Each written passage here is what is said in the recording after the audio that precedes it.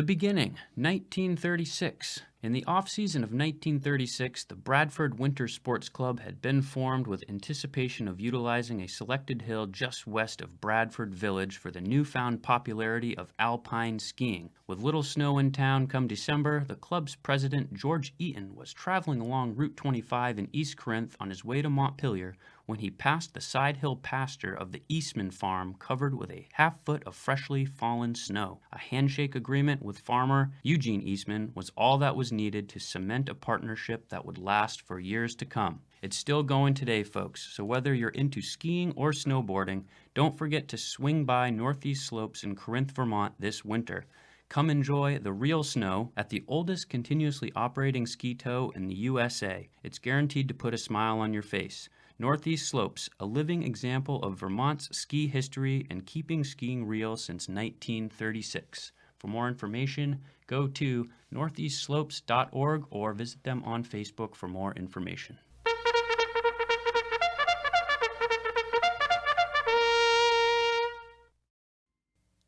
This episode is brought to you by Vittles. Vittles Espresso, roasting fair trade and organic coffee in small batches from around the world in the backwoods of Corinth, Vermont, and serving it up at 2 locations here in Bradford. Are you on the go and headed to work? Or passing through? Maybe you just don't want to get out of your car in the cold weather? Vittles is the premier drive-up espresso stand in Vermont, located at 901 Lower Plain in Bradford, next to the pharmacy, open 7 days a week. But maybe you've got a moment to take it easy and the drive-thru isn't your thing, and you want to sit down for your maple latte while you have a breakfast burrito. Maybe you need to pick up a few bags of whole beans or try their new single-served steep coffee packs.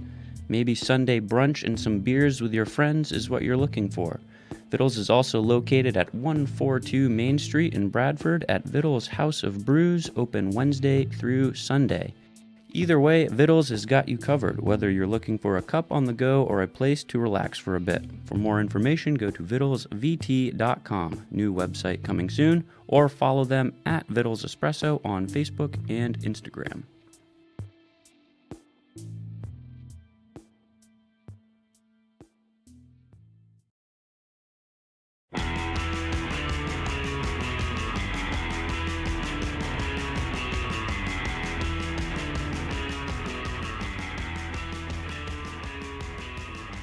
How you doing, bud? Hey, how you doing, bud? Not too bad. Welcome to the Full Vermonty. Yes, welcome. Episode 2. Yes, episode number 2. It's slowly coming along, I think. Yeah. I feel more confident about it this week than I did last week. I don't know about you. I am, especially because as I was checking our email, I noticed there was one from the wherever we're hosting the podcast, saying how many followers and subscribers and downloads we have. So what does it say? We had over 50 downloads of our intro. So wow. I'm pretty pumped about that. That's awesome. Of a 2-minute intro. I think that's pretty good. Yeah, I think so. I'm feeling good about it. I think so. Did you get outside? Enjoy the snow at all? I did. I was actually gone this weekend. I was not in Vermont. I was over in the Adirondacks. Wait a minute. Yes. You left Vermont? I did. I occasionally do leave. I went over to the Adirondacks. I'd never been, so it was pretty cool. We're going to have to talk about this off mic. Yeah, we better not. Scratch that. No New York talk. No. Was it as cold up there as it was here? It was insanely cold. Yeah. I go with a veterans group every year climbing. And I went ice climbing this weekend, and on Saturday morning, it was -20. Oh, my God. And it didn't go above, I think, -2 all day while we were climbing. So it was intense. Yeah, I sat by my wood stove all weekend long. That's smart. Yeah, I didn't want to do anything else. Yeah. It was good, though. I was glad to get back. Finally got some snow, which was nice. I think we got, 8 inches, maybe more at the house. I didn't measure, but it looked like a good dumping. So yeah. Well, all of our animals did pretty well through the freezing cold. Oh, at the farm. At the farm, yeah. Well, that's good. Highland cows, they're unfazed by it. Yeah. New barn's working out? New barn's working great. Cool, man. Yeah, whoever constructed that did a really nice job. I nailed things to the wall. I definitely did you not nailed construct. it. Well, Bud, do you want to get to introducing our guest here? I think we should. Our guest is here with us, another fellow Corinthian. I think that's the correct term, fellow Corinthian. Well, he might be able to tell us better than we know ourselves. let's just ask him. Yeah, welcome to the show, Carl Demrow. Carl Demrow. Good Thanks for morning. coming, Carl. Thanks for having me. All right, Carl. So I know you a little bit, but I figured I would Google your name to really figure out who you were. And I've come up with you're a carpenter. You have served on the board of the Appalachian Trail Conservancy. You're a board member of Northeast Slopes over in Corinth, a former state representative, and the first thing that I want to talk about, you're a locally famous fruitcake baker and fruitcake aficionado. Is that true, Carl? I suppose that's true. Sure. I like to make fruitcakes every year at around Christmas time, and part of it is trying to rehabilitate the image of the fruitcake. Okay. People have sort of fruitcake's gotten a bad name over the years, and I'm trying to change that one fruitcake at a time. What I've found though is that fruitcake is pretty polarizing. You're either for it or against it, and I've noticed that even as good as my fruitcake is, it hasn't seemed to change anyone's mind. Well, if you're allowed to say, what is it about yours that is so unique, so special? I don't think there's anything unique or special about it. I just use good ingredients and, eggs from our chickens, and then I don't know. I'm not a fruitcake expert. I just make one type. So I know there are other folks out there who make a lot of different types of fruitcake, but I just make one, and have tried to perfect it over the years and then give it away as gifts for around the holidays. Well, I think it was a damn fine fruitcake. Oh, thanks. Well, Thanks. Nick certainly talked up your fruitcake. Yeah, Nick is pretty indiscriminate in his fruitcake consumption. So He seems very passionate about fruitcakes. he likes fruitcakes. Yeah. He was Yeah. very animated when speaking to me about, the different recipes he's tried and then in talking about yours. He's probably the most appreciative of all the people that I give fruitcake to. He talks about how he looks forward to it, and the kids look forward to it. They'll eat half of it and freeze half of it, and then bust the other half out in the middle of the summer or something. And yeah, gets quite excited about fruitcake. And then he did his own experiment this year where he baked half a dozen different kinds. So he's into it too. Okay, so he's the real fruitcake aficionado. I would say he's more into fruitcake than I am. Okay. Yeah, I had never really been into fruitcake until I started talking to you and Nick that day, and then I made one, and now I'm really into fruitcake. I'm a fruitcake fan, All right. for sure. So Good. I have my heart and mind has been changed about fruitcake thanks to you and Nick. So. Oh, well, it's not the sort of thing you'd expect to discuss at a construction site. Yeah, that is true. That is true. Well, I hope you enjoy this variation of tropical fruitcake. I'm very much looking forward to it. Okay, cool.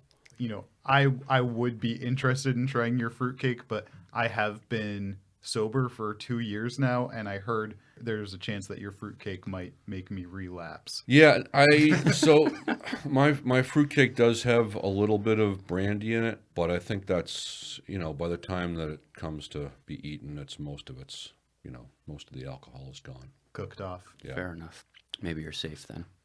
Next time. Next time. But I can certainly, I certainly can make a version that's less boozy too. Good deal. Well, Carl, beyond fruitcakes, one thing I really wanted to ask you about was chainsaws. Chainsaws. Yeah. Okay. I know that you teach courses on chainsaw safety. Is that correct? That's correct. Yep. Yeah. So I have worked now for almost 30 years with a fellow who lives in Washington. His name is Peter Jensen, and he owns a business that builds trails, and I've worked with him for a very long time now. But one of the things we do as a sideline is we do chainsaw safety trainings. And so Peter and I are both certified by the Forest Service as sea sawyer evaluators. So we can teach and then evaluate people who might be doing work on federal land, like say they're doing work on the Appalachian Trail corridor. But these aren't people who are Forest Service or federal employees. They tend to be people who are volunteers. So by doing the training and passing it satisfactorily, they have some insurance benefits conferred on them as volunteers that they wouldn't otherwise have. And you travel, around New England teaching those courses, don't you?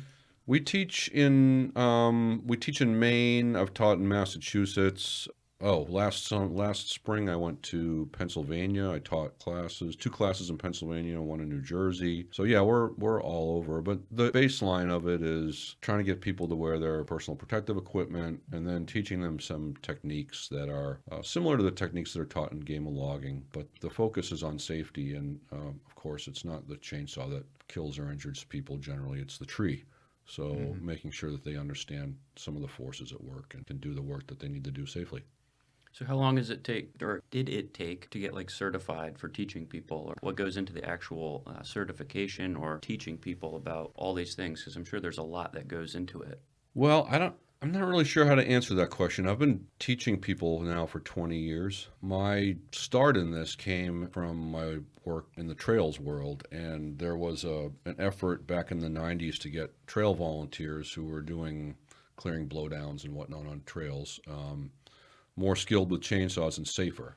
And there were a number of folks who came in to do some teaching, but they were pretty clear that they didn't want to do that for very long. And so I worked with a fellow over in Maine for a bunch of years, teaching with him and sort of learned the curriculum from him. Peter was also teaching at the same time.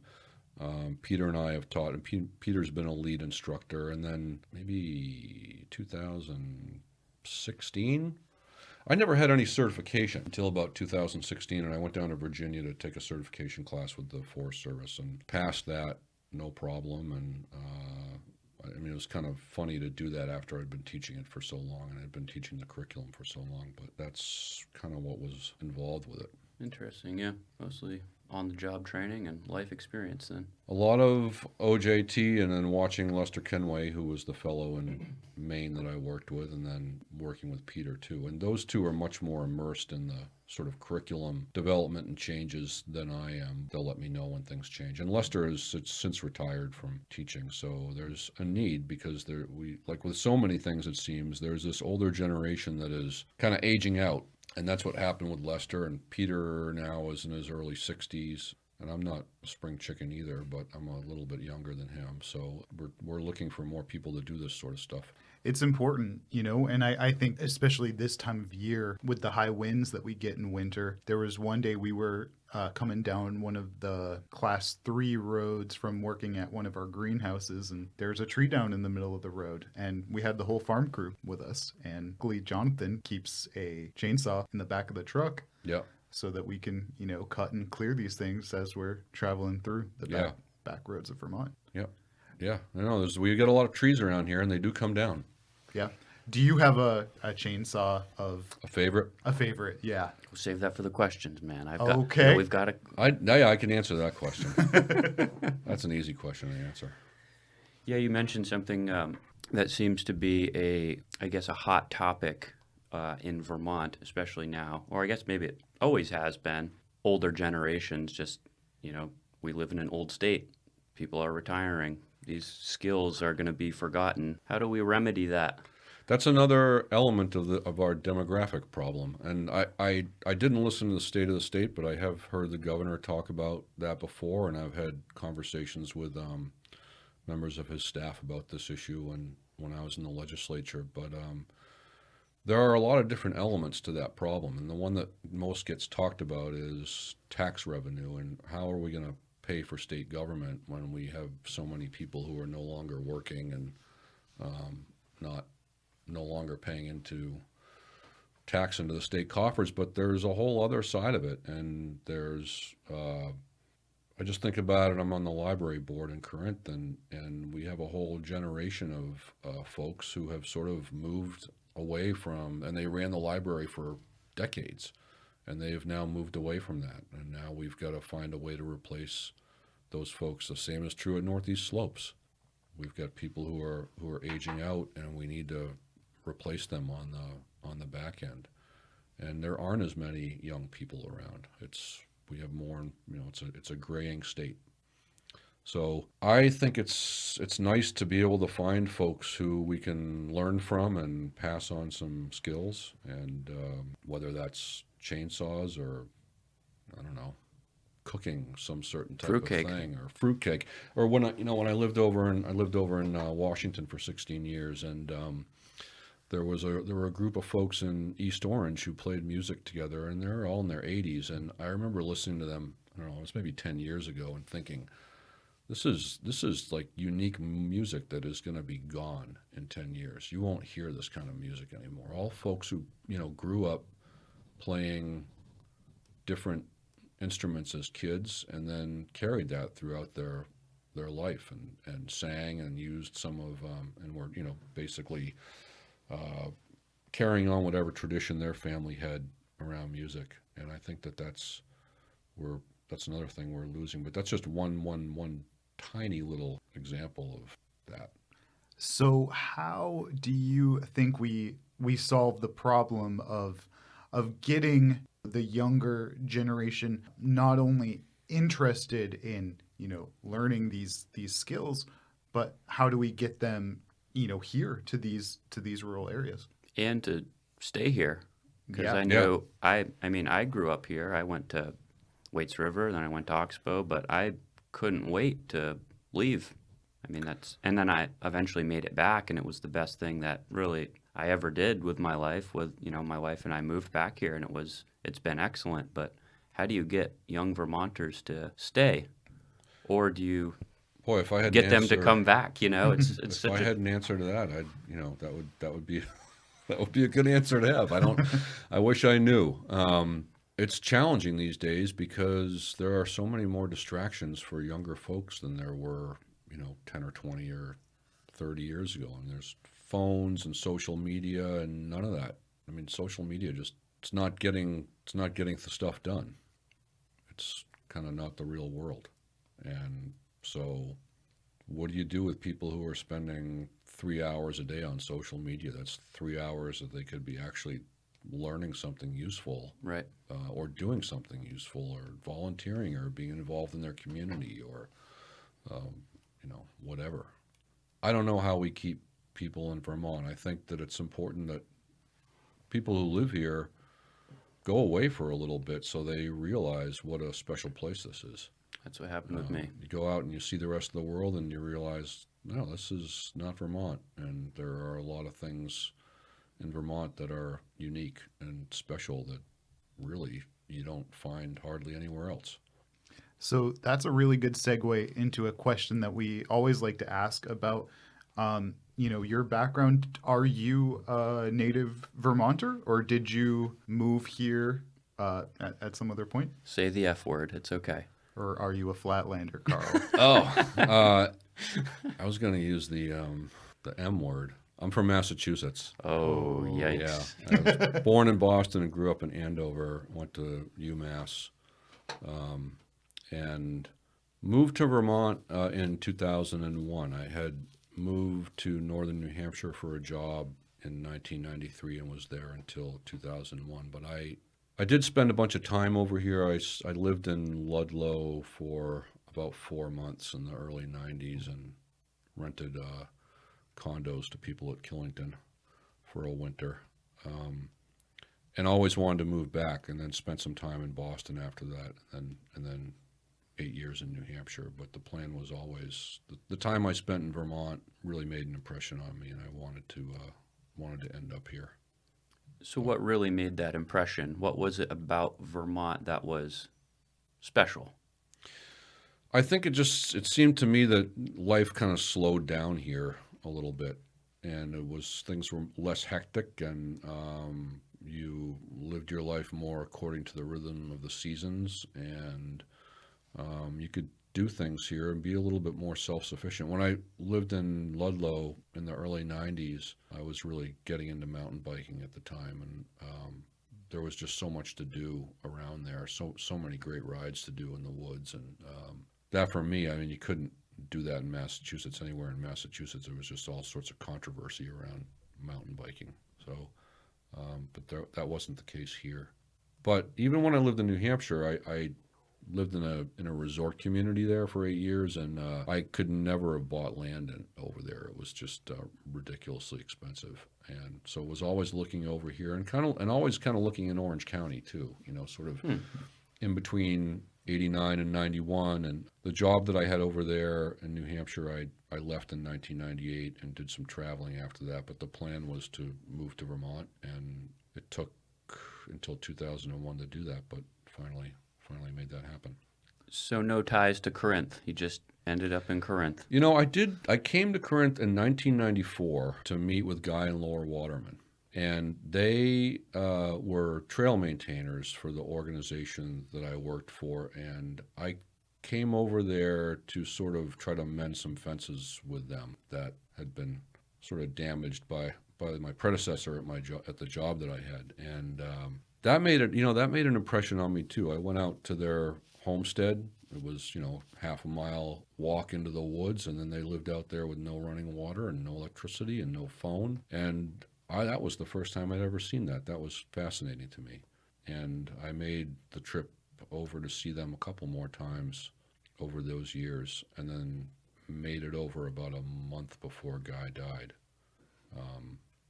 So yeah, that's my link to Corinth. When I moved to Washington, I really didn't know anyone in the area at all. I knew Laura, and I had a friend who lived over in Moortown, another friend up in East Montpelier, but that was about it. So why this area then? I mean, our podcast project here, we're hugely focusing on, this area. And it's such a special area, and it's so constantly overlooked, Yeah. from my perspective anyway. So yeah, what was it about this area?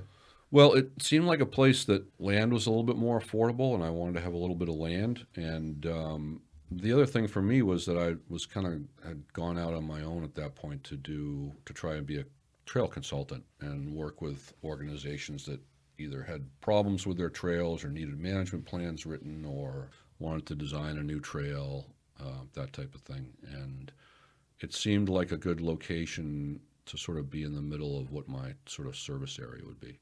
But the real attraction to me was no ski areas, no resorts. Yeah. I wanted something a little bit more remote. And from the time I got here, I was sort of moved here blindly and not really knowing anyone other than Laura. And I've, within 6 months, I felt like I'd made the right decision. This was the right place to be. And I've felt that way ever since. And even, when I was in Washington, Corinth was sort of, I lived on the Waits River watershed side of Washington. And Washington has sort of 3 different parts to it. There's the village, 110 there, and then there are folks who live in South Washington who tend to be more drawn towards Chelsea. Mm-hmm. And the part that I lived in, Bradford was the closest town. So, and then Corinth, it seemed, seemed like there was always a lot going on in Corinth, and I was meeting more people in Corinth than I was in Washington. So Corinth was always sort of my community when I lived over there. So around what age were you when you came to I was 36. Okay, so around the age, that me and Travis are now, how was making friends? How was, adapting to the community at that point in time? That was not a problem. Yeah. At all. I would not say that I had a problem with that. I mean, I had plenty of friends to start with, but, I got to know my neighbors pretty quickly, and it takes some time around here. It does. Yeah. It's not something that happens overnight, and people kind of come and go. And the 16 years that I lived in Washington, it seemed like there were a lot of folks that sort of came and went during that time, which always kind of surprised me. But is it the winters? I don't know if maybe it's the winters, but I think it's a hard place for a lot of folks to make a living. You either work in the Upper Valley or you work up Barry Montpelier, or for yourself. You find some way to piece things together. And, you know, back then I was doing a lot of different stuff. I was doing the trail piece. I was doing carpentry with Nick. I worked as a consultant for the Conservation Fund for a couple of years. And then I was, you know, brush hogging and kind of doing whatever else I could to pull in a little bit of money. So it's a lot of, I think, for those of us who live up here, and I think even more so back then, it was a matter of just trying to piece everything together and figure out how to make it all work. Yeah, that seems to be the general consensus. I know when I moved here, I was doing all sorts of random, even now owning a business, I still do random jobs and just Yeah. try to, Yep. but I like being busy too, so I'm just always trying to do a bunch of different things. But it seems like, especially in Corinth, if you want to get to know people, you generally have to join something in the local area or be a small business owner or something. Yep. So when you got here, were you immediately drawn to the library? You said you're on the board there, or did you start at Northeast Slopes, or what? That's a really good question.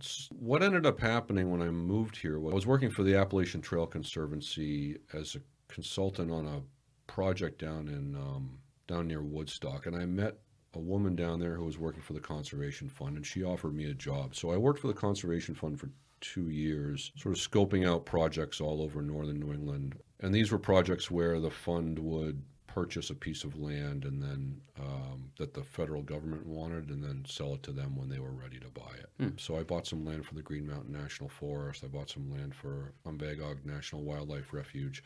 But when I lived over in Washington, right across the road from me was a piece of land that was owned by Meadows and Timber. So it was 1,500 acres. It was the largest tract in Washington. And was also learning about a conservation effort up in Chittenden County at that time, and started talking to Ben Machin and Jenny Barlow and some other folks about what options we might have here. And then a whole bunch of us sort of got together and we started the Orange County Headwaters project. And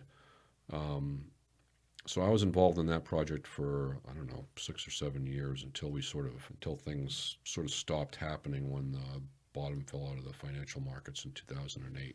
What's a quick description of that Right. project? So we were looking to find landowners who were willing to donate a conservation easement on their property, and we were looking at the areas of western Corinth and eastern Washington, sort of focused around Lost Meadow, where Dan Breslaw and I know the area well. You live up there. So Dan was also involved early on, and we were looking to basically get a forest legacy easement going. So I think there were 7 different landowners who went in on that application. The application was approved, and eventually the Meadows End land was conserved with forest legacy money.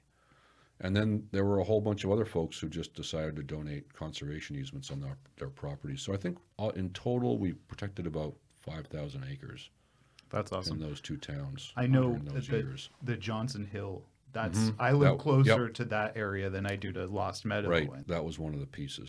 And Charlie Charrington was Charlie was sort of the wizard behind all of it. I mean, he was talking to us very early on too, and was interested in protecting some land. And I think if my memory doesn't fail me, he purchased the Johnson property and then put an easement on it. And he did that with a number of different properties in Corinth and Washington. So Charlie deserves a lot of credit for the success of that project. But that was how I sort of began to meet people in the beginning, was being involved with Orange County Headwaters. Cool. we definitely want to talk a bit about local politics, your career as a representative. If you're Local politics? well, Sure, let's talk about local politics. just kind of explain. Well, a state representative's job is to represent the towns in their district to the legislature. And in the case of a state representative, it's the House. In the case of a state senator, it's the Senate. So when I was in the legislature, the district comprised 6 towns: Corinth, Chelsea, Berkshire, Orange, Williamstown, and Washington. So it's the largest legislative House district outside of the Northeast Kingdom. 242 square miles. It's a big area. Wow. Now, here's maybe a silly question, but that's Orange and Washington County, isn't it? No, it's not. Orange County is in Orange County. Washington is in Orange County. What? Okay. Williamstown? Williamstown is in Orange County. I would have thought that Yeah. that Washington and Williamstown were in Washington. Yeah. So No, it's go on. all I'm it's all sorry. Orange County. Okay. So during that time, I was only in one term. So there's a certain amount of trying to learn the job when you're in there, and I really tried to. During the legislative session, I sent out a weekly newsletter to just sort of talk about what was happening in the legislature and what might be important for our towns. The things that I got sort of the most frequent complaints about were roads. And at the time, 113, anyone who's driven 113 in the past 10 years knows about the problem there. 113 was bad, and I got a lot of complaints from people about 113, and I would go to town meeting in Vershire and Chelsea and hear complaints about it. And the same was true for 110 in Washington, particularly from the village north to up to East Barry. And so one of the things I did was I just bugged the guys and gals at the Agency of Transportation about that and tried to get them to, deal with it. And they did deal with both of those roads. They're both fixed now. Yeah, they are. And I don't take any credit for that, but I'm certainly, the bugging the people at the Agency of Transportation can't hurt unless you, I think, become obnoxious about it. But just letting them know that I was hearing from my constituents, and I was hearing from the ambulance in Chelsea. They were, they felt like the road was bad enough that it might be an issue with patient care or safety on the way to the hospital. So that's one example of something that I did while I was in there. For most folks in the legislature, while you're representing your towns, most of the work that you're doing is serving on a committee, and the committee that I served on was Corrections and Institutions, which deals with corrections policy and state office buildings.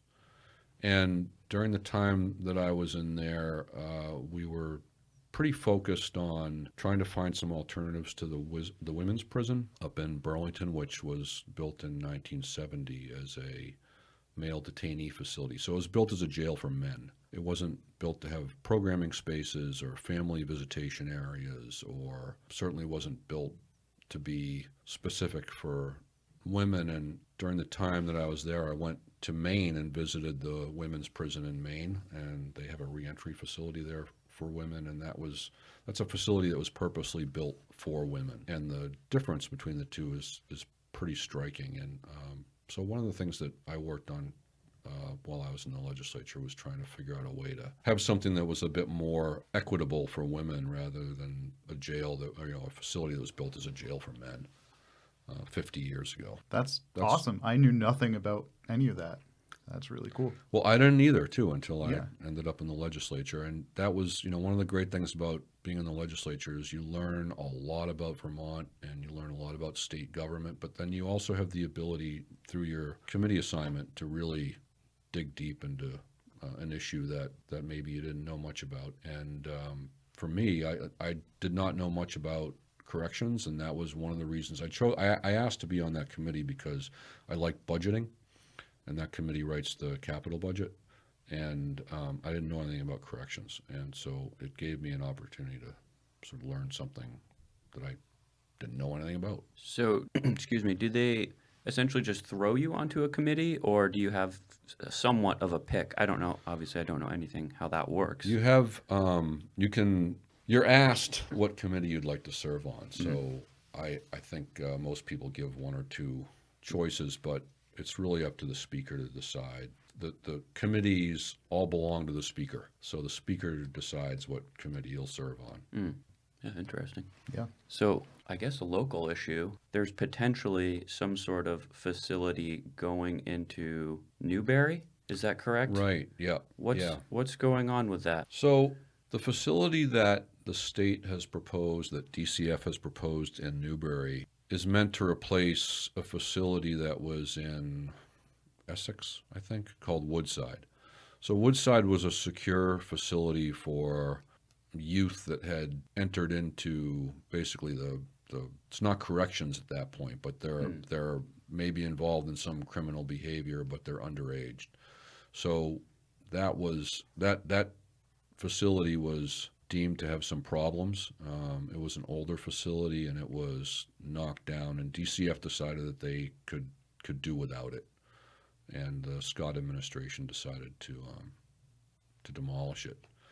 But they still needed somewhere to put these youth, and they were sending a lot of them out of state to sort of therapeutic programs out of state, sort of doing in some ways what we do with about 150, 180 of our in-state prisoners, so corrections inmates. So there we have about 100, and it varies from time to time, but between 150 and 180 inmates who are out of state. So I think DCF decided that they were going to try and do the same thing with a good chunk of their youth population that was in their custody, but they need to have a facility for some of the more difficult kids, and Newberry, that location in Newberry, was chosen as a replacement for Woodside, which is the name of the place up in Essex, and I think there's been a lot of pushback from the community, and you can't blame them for that. Right. DCF has had some problems with their kids escaping, and Woodside was very secure, but it was also not as therapeutic as I think DCF wanted. So they were looking for a more therapeutic setting, but I think the security needs to come with it too, and they've had some sort of high-profile problems with security with some of their youth in the past couple of years. So this is me hearing about all of this for the first time. And immediately the thing that comes to mind for me is, will this be creating jobs for people locally? And the flip side of that, are there people to fill those jobs, which is my main worry. I know as a similar example in Bradford, we have Valley Vista, and I know that they struggle with keeping staff. So, that would be, I guess that's just my having next to no information on it take is. Well, the plan was to have a contractor run the Newberry facility, as I understand it, and I think that was an issue with the state employees union. But Luke, you're very correct about the job issue. One of the other boards I serve on is the Clara Martin Center, and the Clara Martin Center has a real problem with finding people to fill positions. They've got, I don't know, probably at least 8, if not more, like over 10 positions open at any given time that I've been on the board, and there's a real problem. It's not just in the mental health world, it's nursing, and any sort of job that involves dealing with people these days. So that's a really tough market for employers. I don't know I think Beckett Services was the name of the contractor that was sort of chosen to run the proposed Newberry facility, and I don't know what their situation is with their labor force, but that's a real problem in Vermont right now. Yeah, labor in general, and just especially getting people into the health services. I mean, mental health is just so important. And I know a lot of, it's hard to find nurses anywhere, and a lot of them took early retirement over the last few years. So, Right. yeah, it's becoming a really big issue. So I hope something gets done about that. Well, I think this is the perfect time for us to segue into talking about maple syrup. Yeah, something a little more fun, maybe. Yeah, you're a maple syrup. I don't know. Do we call it a farmer? No, it's sugar maker. A sugar maker. Yeah, it's okay. a sugar maker. And last week we had on Brian Carroll, and we were talking about music and horror movies and Northeast Slopes, and we didn't even get into talking about Carlsberg Maple. Yeah. All right, well, let's talk about Carlsberg Maple. Sure. Yeah. What do you want to know? Do you don't want me to just talk about Carlsberg maple? When did you start boiling? So I started, the first season that I made syrup was 2000. Okay. Yeah. Before you moved to Vermont. 2000, before I moved to Vermont. And I had a couple maple trees outside the cabin that I lived in over in New Hampshire. And I thought, I'm gonna tap those trees and make some syrup. And I found a little 2x2 pan in a garage where I was living, and I got some cinder blocks, and I got this great little book called Backyard Sugaring. And for anyone that's listening that doesn't know what a 2x2 pan is. 2 foot by 2 foot. Okay. Just making sure we get that. Yeah. And this book, I read this book and I was just completely hooked. So I just got some cinder blocks and I had some spare firewood and I put 12 taps in the trees outside where I was living, and I would sit out there in the snow in a lawn chair and feed the fire, and figured out a way to make a little chimney for this thing. And it, of course, took forever to make anything on it, but I think I made 6 quarts that year, and I was happy as a clam. I was just the happiest guy in the world. I loved it. And so when I moved over here, I bought a little 2x3 that I ran in the greenhouse at my old place in Washington for the first 3 seasons while I built a sugar house over there. And I did about 425 taps there. And I had a 3x12 that was given to me by a guy I was on the fire department with over in Jackson, which is where I lived in New Hampshire. So I brought the 3x12 over with me, got a new rear pan for it, and that thing would make syrup. I mean, I'd draw off 3 gallons an hour on that thing, no problem. Wow. And when I sold my place over in Washington in 2017, I didn't want to have to haul that equipment with me, and so I sold it with the place, and the folks who bought it have done some sugaring over there. But when I moved to Corinth, my partner Tanya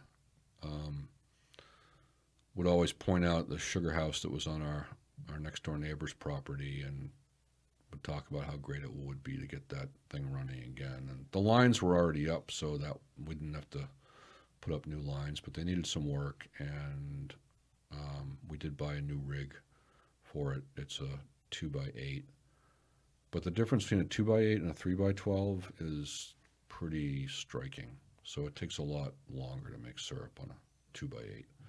But it's just more time in the sugar house hanging out with Brian. And I don't know. It's kind of one of those things.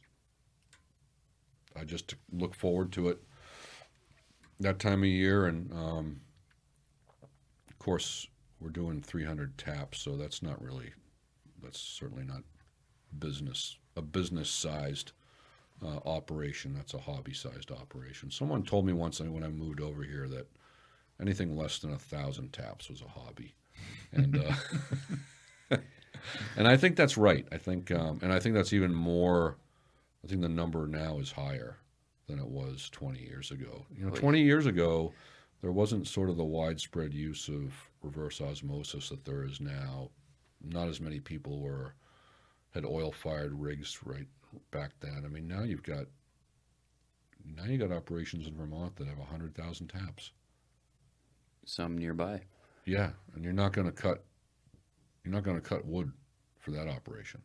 Right. And we just boil with wood. And you and Brian cut all your wood. It's mostly just stuff that comes down in a storm or whatever. Yeah, but we do it all. I have some black locust from a job. I've got a couple pallets of black locust trimmings that we're slowly burning away, and those burn hot, but they don't burn as fast as softwood, and we use mostly softwood because it burns hot and fast. So got a whole truck bed full of offcuts from barn build, I think. Yeah, we'll pick it up wherever. And at my old place over in Washington, I would get most of my wood from Nick. So it was slab from his sawmill. It would burn hot and fast, which was ideal. It was almost all slab back then. We still burn some slab, but not as much. Yeah, sugaring season's always a good time. I look forward to it. Yeah. So yeah, I made a whopping 1 gallon last year, I think, from 6 taps. So last year was with the turkey cooker. Last year was an awful year. Yeah, it was fun. An awful year. The weather was never right. Too warm. So I got to ask, I mean, you're from Massachusetts. Are you a fancy syrup kind of guy? No, Okay, good. no, not at all. Good. Not at all. No. Favorite grade? Z. Z, whatever the darkest of the dark. Yeah. Yeah, I like the dark stuff. That's- I mean, as long as it's got good flavor, the darker the better. So I like to cook a lot and I bake quite a bit. Do Mm-hmm. you, and you bake obviously, do you use maple syrup as a sugar replacement in essentially everything? Because I do. I'm just curious. I do and I don't. It sort of depends on what I'm making. Have you ever made maple sugar? I have You ever not, done that? no. I did that. I've done that a bunch of times, and that's pretty cool. And then you can use that sort of 1-to-1 in your baking or cooking. What's the method for sugar? You heat it up to, I can't remember if it's hardball. I think you heat it up to hardball, and then you take it off the heat and you stir it. And you have to stir it for quite a while. And then the strangest thing happens is when it gets down around 100 degrees, all the water comes out of it like all at once. You just get this like all this steam comes out of it like crazy, and then it granulates, and then you have sugar. Ravi, your mother-in-law turned me on to maple sugar on whipped cream on waffles. Okay. Oh man, That what sounds a treat! good. Yeah. Yeah. That does sound great. Yeah, I've watched people make maple candies, like maple sugar candies. Yeah. I've never done it though. I've Yep. inadvertently burnt the shit out of syrup Yeah, a few times and ruined some pans, but I think with the I haven't made the candies. I've just only made sugar, and you want like for the sugar you want it granulated, so you have to stir it and stir it and stir it. I think with the candies maybe you don't have to stir them as much before you put them into the mold. I don't know how that works. yeah, Never made them. the person that I watched do it, they said it was all in how you stirred it when making the candies. It wasn't a stir, it was a whip. Yeah, And they were Yeah, they were you're showing me it was all about the whip Right. and using your wrist correctly. trying or to get more something like air. that. You're Yeah, trying to get more air in there. it was pretty interesting. Yeah, yeah. Carl, how do you feel about playing some games? Oh, I like games. Okay. All right. Who's gonna start? Just like Stump the Chump sort of game. Yeah, Sure. Yeah, Pretty All right. much. Okay.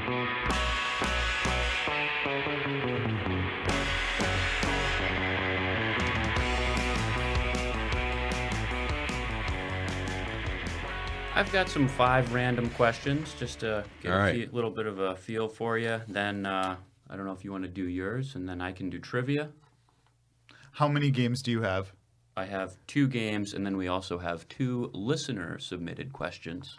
So Okay, I have one game. Okay. So we'll do yours, mine, yours. let's do it. All right. We're calling this the So You're a Vermonter, or So you think you're a So Vermonter? yeah.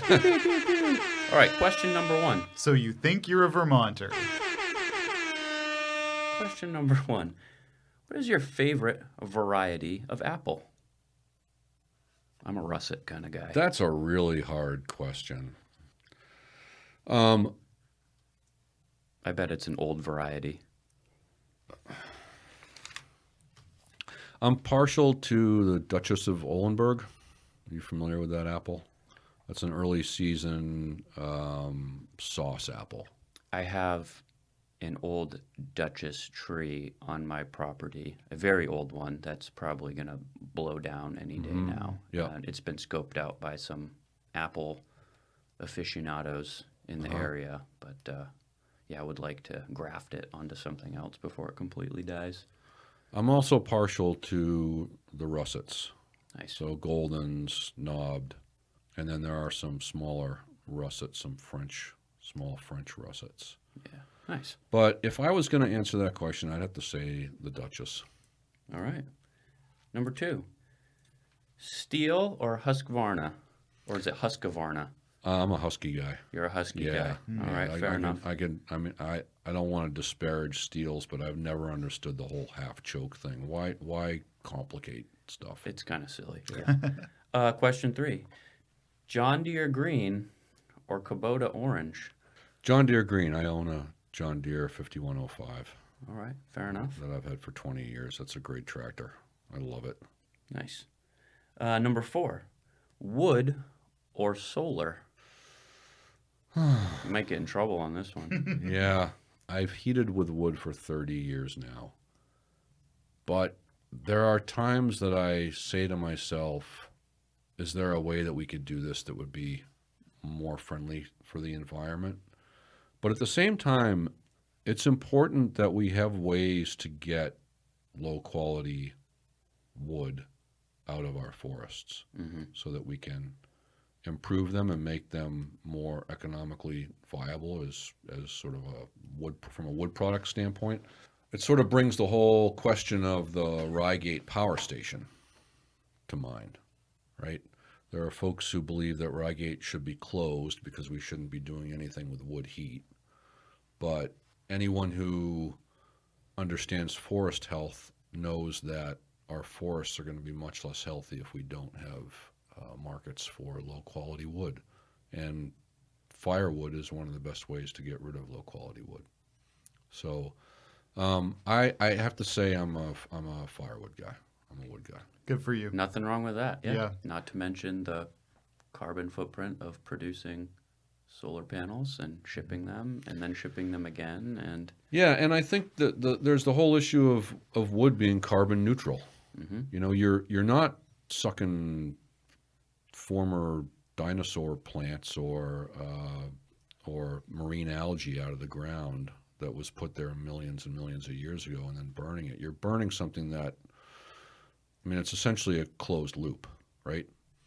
Yeah. You burn it, a new tree grows and replaces that. So, and as long as you're harvesting in a way that's sustainable, I think then you're going to be basically carbon neutral. You can also, spread your ashes on the ground to add, which is what we do on the farm. So Yep. I use my wood ash to make glazes for my pottery. see, Wood ash glaze. Oh, nice. Yeah. Yep. Yeah. Or you can make soap Or you can make soap. or whatever. Yeah, no, I understand the whole solar thing, but I think solar is a better alternative for people who are maybe burning oil to heat their homes. Living in California or Texas, maybe. Yeah. Right. Favorite type of wood to burn? That's just a random question. Apple and cherry. I mean, cherry doesn't have the BTUs that apple's got, but apple's high in BTUs, and then it's got that wonderful fragrance too that it makes. And I use apple when I smoke meat too. I've got a smoker, and I will chip up my own apple chips to smoke a brisket or a Nice. pork butt or ribs or whatever. All right, last question. What is the most Vermont thing you have ever seen or witnessed or done personally? I don't know. Years ago, before I lived here, I skied off the summit of Camel's Hump. Hell yeah. So Hell maybe yeah. that might be the thing that I've done, perhaps. Where do you come down if you're skiing off of Camel? I've only hiked up and over it on the long trail when I hiked the long trail. Yeah. But where did you ski You have from? to come up on the north side North side. because you can't really get. It's too steep. Yeah, the south side, you'd probably die. South side is impossible, but skinned up the north side and then skied down the east side. And I would say that Brian Boland's museum at the Post Mills Airport is Oh, yeah. one of the most Vermonty things that I've ever seen. And it's the sort of place that you see less and less of in Vermont. I mean, I think of when I lived in Ludlow 30 years ago, there were more places like that around, more weirdness.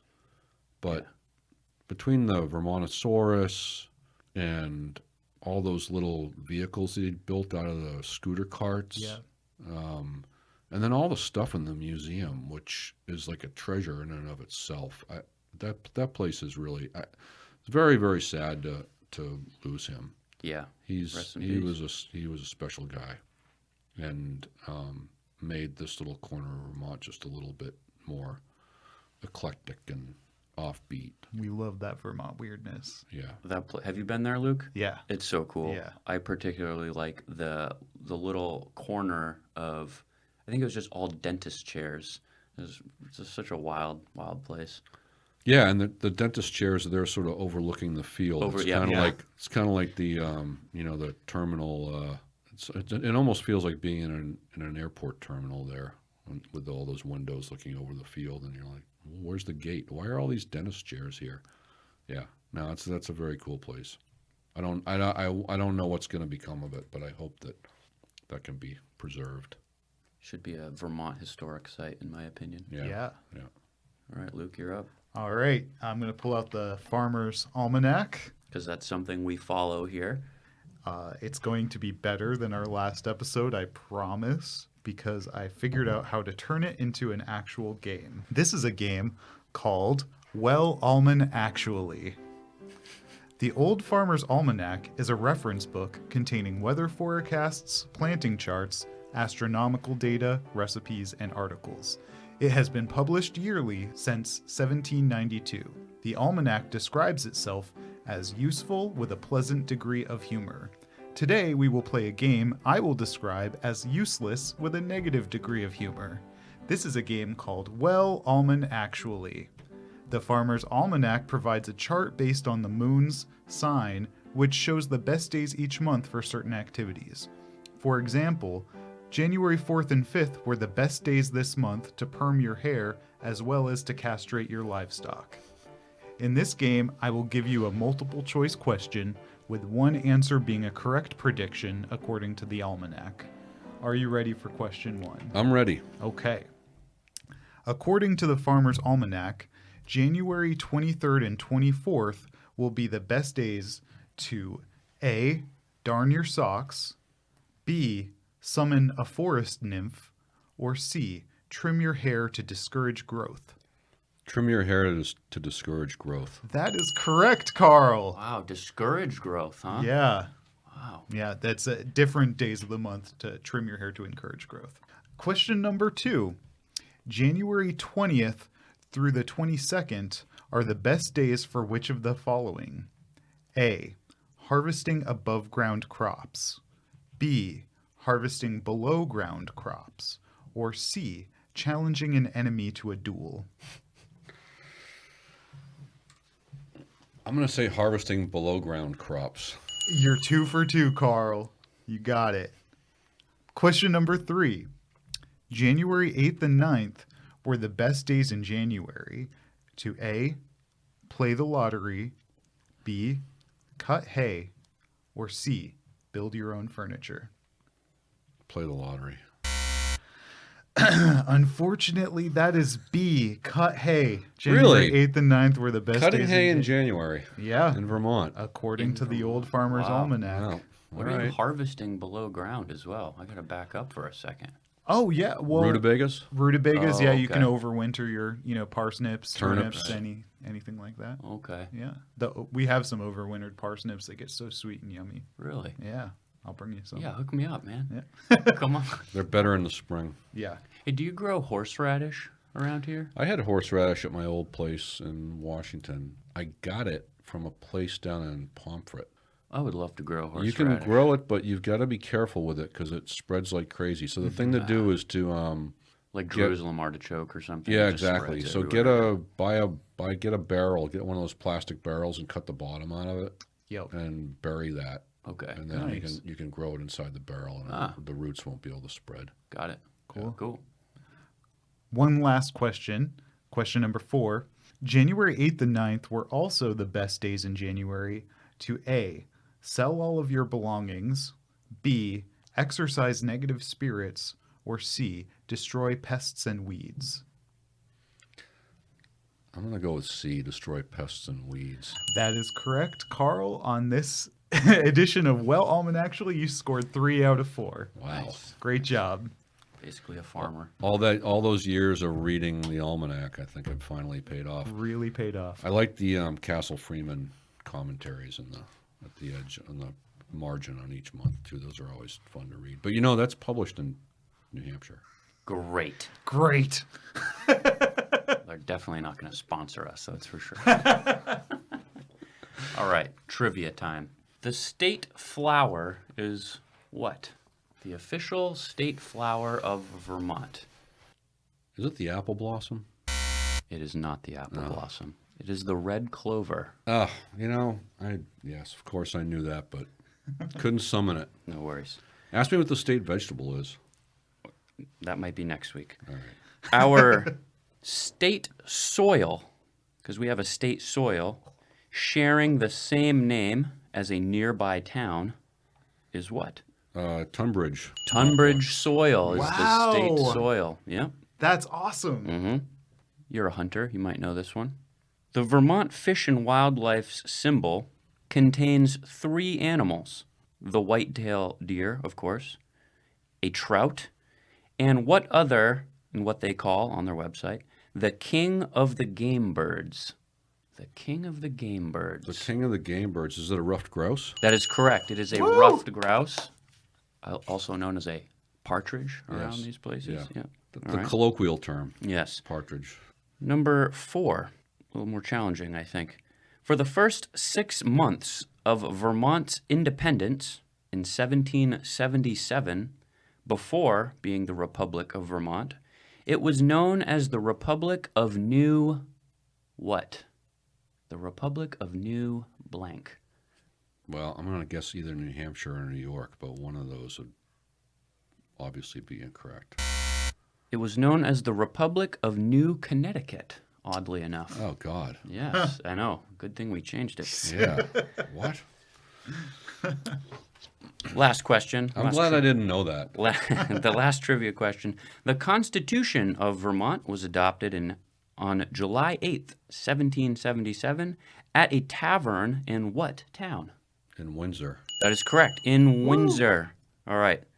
3 out of 5. I think we can call Carl a Vermonter. What do you think? I should have gotten red clover. That's one thing I've known. I've known that in the past. I just wasn't able to come up with it. Those really good questions this week. Thank you. Thank you.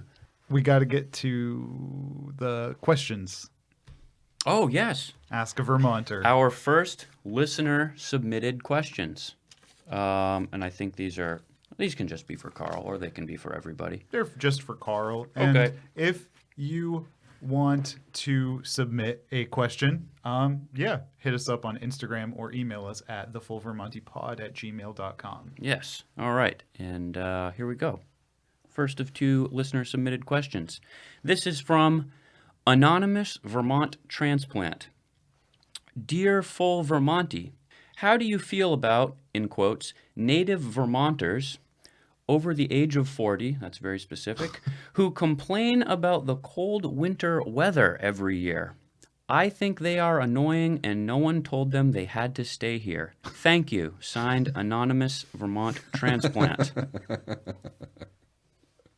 There's a bunch of years ago, I saw this thing on social media. I don't spend a lot of time there, but it was a picture of like Batman and Robin, and Robin is saying, "I can't believe it's snowing in April," or something like that, and Batman just like slaps him across the face and says, "You live in Vermont."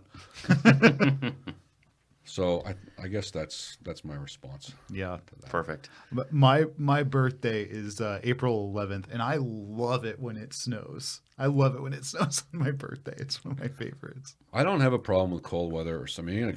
It could be 20 below at night it could be like it used to be in the winter, and 20 below for 2 straight weeks, and I'm not going to complain. I don't have a problem with that. And I more snow, like snow. I want more. Yeah, I could go Bring for it more on. snow. Yeah. These disappointing storms like the one that we have. I mean, yesterday was kind of a disappointment. 7 inches, that's not much of a storm. Yeah. But it was better than nothing. It's better than nothing, but still, I mean, 18 inches, that's a storm. Yeah. Yeah. Next question. This is from Olivia_Weed. I think I'm pronouncing that correctly, but Olivia_Weed on Instagram asks, tell us your favorite mud season story. Thanks, Olivia. Thanks, Olivia. So where I lived in Washington, the closest pavement was in East Orange, sort of right at the top, some line there. And there were definitely, back then we had mud seasons where it would be really hard. It would take 20 minutes to get to the pavement in East Orange because the mud was so bad.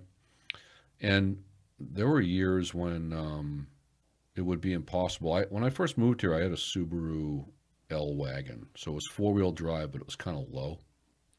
I also had a 1990 F-150, And there was one year where I went over to South Washington during sugaring season to visit someone over there, and it took me a solid half hour to get over there in the truck. So going out East Orange Road and then to the West Corinth Road and then Scales Hill, and just couldn't go very fast at all. And back then, those ruts that got formed during mud season, they were there until the town graded at the end of May. So it was kind of like, it was like, and those ruts, if you drove those ruts too fast, they could toss you right off the road. No problem at all. Been there, done that. Yeah.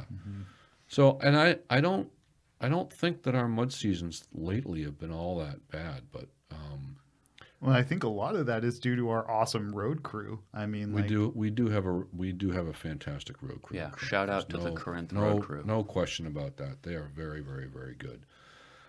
But I remember one of those years I had this idea. I wanted to take a car, like a junk car somewhere, and cut like an old sedan, and cut the roof off at the A and B post and in the back, so that I just had a roof, and maybe use a Sawzall to cut the windshield, so I had most of the windshield too, and then cut off the antenna, and then take that and put it in the road somewhere with the antenna in the front, so that people would think that that was actually a car Nice. sunk in there. I think you should do it. Yeah. awesome.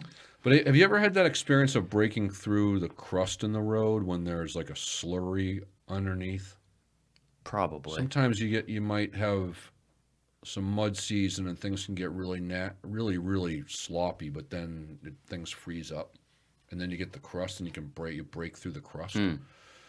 That's about as bad as it can get, breaking through the crust. Yeah. All right. Thanks, You Carl. heard it here. Carl, thank you so much. Yeah, appreciate it. That was a good one. It was a good one. It was Oh. awesome having you. Well, it was a good one. It's only your second. Well, So- I know it was good. We talked about everything from prisons to young people in Vermont and chainsaws. Well, we and, should have got more into the husky thing. and Yeah, we should have. fruitcakes and And we didn't even get into guns. we didn't even get into guns. No or guns hunting. this time. Next time. Next time for sure. Yeah. All right. Carl, is there anything that you want to promote or plug or mention? Once the snow gets good, I hope people will come to Northeast Slopes and ski and ride there. Hopefully, we'll get some more snow this winter. We just opened yesterday for the first day of the year. Oh, nice. This is a little bit later than we'd like to see, but I think we've got some good base now, and we could use a little bit on top of it to freshen things up. But folks should come to Northeast Slopes and ski on the weekends and Wednesday afternoons. Yeah, it's just Check the website to be sure we're open. noon to 4, correct? Noon to 4, yeah. We're just open for afternoons this year until we get on the other side of the pandemic, I think. Sounds good. We always need good. volunteers, too. So if you'd like to volunteer to operate the T-bar or the rope tow or do other things there, please let us know. And is the kitchen back open? The kitchen is not open at this time. The kitchen wasn't open yesterday. Okay. Awesome. Well, thanks, Carl. Thanks for having me, guys. Yeah, appreciate it.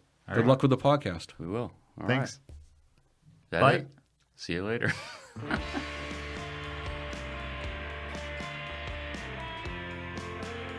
For more information or to ask us or our guests any questions or about sponsoring a show, make sure to email us at thefullvermontepod@gmail.com. Follow us at thefullvermonte on Instagram and check out our website, thefullvermonte.com. And don't forget to hit the subscribe button wherever you are listening to this show.